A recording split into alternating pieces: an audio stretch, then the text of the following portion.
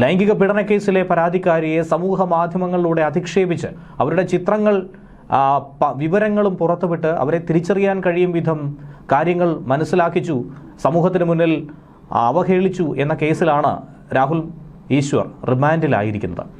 എന്നാൽ രാഹുൽ ഈശ്വർ ആകട്ടെ ഇതൊക്കെ തന്നെ കള്ളക്കഥയാണെന്നും കെട്ടിച്ചമച്ച തന്നെ മനഃപൂർവ്വം കൊടുക്കാനായിട്ടുള്ള ആസൂത്രണമാണെന്ന് ആഹ്വാനം ചെയ്തുകൊണ്ട് ജയിലിൽ കിടന്ന് നിരാഹാര സമരം ആരംഭിച്ചിരിക്കുകയാണ്.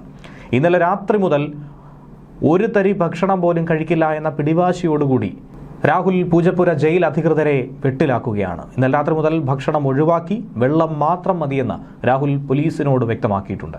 ജില്ലാ ജയിലിലെ ബി ബ്ലോക്കിലാണ് രാഹുൽ നിലവിൽ കഴിയുന്നത്. ഒരു തരി ആഹാരം പോലും താൻ കഴിക്കില്ല, ഇവിടെ കിടന്ന് മരിക്കേണ്ടി വന്നാലും സാരമില്ലെന്നാണ് രാഹുൽ ഈശ്വർ പറയുന്നത്.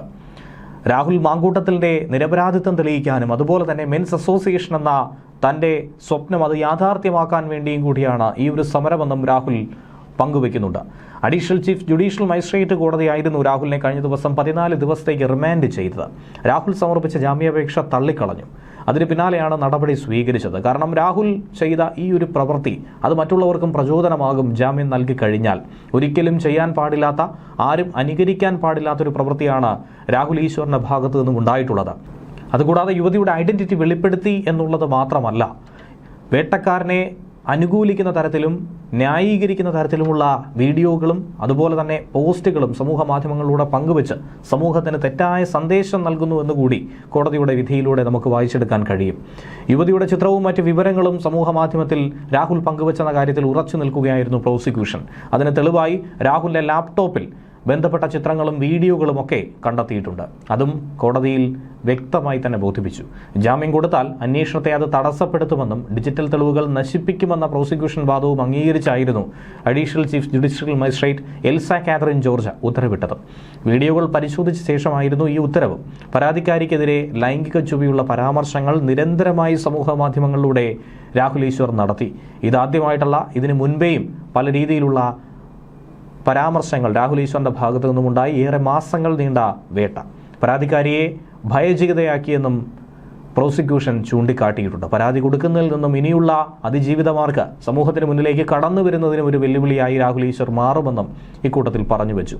തിരുവനന്തപുരം പൗട്ടിക്കോണത്തെ വീട്ടിൽ ഇന്നലെ നടത്തിയ തെളിവെടുപ്പിലായിരുന്നു രാഹുൽ ഈശ്വറിന്റെ ലാപ്ടോപ്പ് പിടിച്ചെടുത്തത്.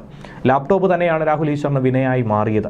രാഹുലിനെതിരെ മുൻപും പല കേസുകൾ ഉണ്ടായിട്ടുണ്ടെന്നും കുറ്റകൃത്യങ്ങൾ ഇനിയും ആവർത്തിക്കാൻ സാധ്യതയുണ്ടെന്നും പിടികൂടിയ സാഹചര്യത്തിൽ ഇനിയും സമാനമായ കുറ്റം ആവർത്തിക്കുമെന്നും രാഹുൽ ഈശ്വർ തന്നെ സമൂഹ മാധ്യമങ്ങളിലൂടെയും ദൃശ്യമാധ്യമങ്ങളിലൂടെയും വെല്ലുവിളിച്ചു. അതുകൂടാതെ പുറത്തുവിട്ടാൽ രാഹുൽ മാങ്കൂട്ടത്തിലിനെ പോലെ ഒളിവിൽ പോകാൻ സാധ്യതയുണ്ടെന്നും അതുകൊണ്ട് തന്നെയാണ് അറസ്റ്റ് അനിവാര്യമായതായും പ്രോസിക്യൂഷൻ തന്നെ വാദിച്ചത്. പരാതിക്കാരുടെ ചിത്രം കൃത്യമായി തന്നെ രാഹുൽ ഈശ്വറിന്റെ ലാപ്ടോപ്പിലൂടെ കണ്ടെത്തി. സ്ഥിരമായി ഇത്തരം കുറ്റകൃത്യങ്ങൾ കാര്യങ്ങൾ ചെയ്യുന്നയാളാണ് രാഹുൽ ഈശ്വർ എന്ന് പോലീസ് കോടതിയിൽ ബോധിപ്പിച്ചു.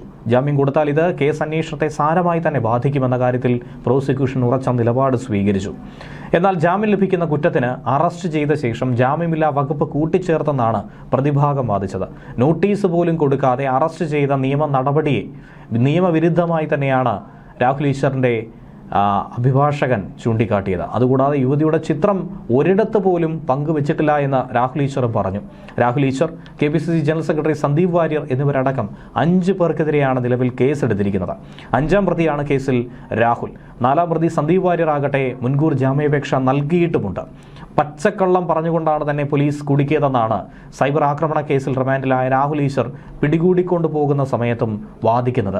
ഒരു തരത്തിലും താൻ ഇവർ പറയുന്ന രീതിയിലുള്ള ഒരു പരാമർശമോ ഒരു ചിത്രമോ പങ്കുവച്ചിട്ട് പോലുമില്ല. അതിൽ ഈ നിയമത്തെ ദുരുപയോഗം ചെയ്യുന്നതിനെതിരായിട്ടുള്ള ഒരു ആവശ്യം തന്നെയാണ് ചൂണ്ടിക്കാട്ടിയത്. അതല്ലാതെ മറ്റു രീതിയിലൊന്നും തന്നെ പരാമർശിച്ചിട്ടില്ല എന്നാണ് രാഹുൽ ഈശ്വർ ചൂണ്ടിക്കാണിക്കുന്നത്. എന്തായിരുന്നാലും കോടതി ശക്തമായി തന്നെ ഇതിനെതിരെ നിലപാട് സ്വീകരിച്ചിരിക്കുന്നു. ഒരു തരത്തിലും രാഹുൽ ഈശ്വറിനെ പുറത്തു വിടില്ല എന്ന് വ്യക്തമാക്കി കഴിഞ്ഞിരിക്കുന്നു.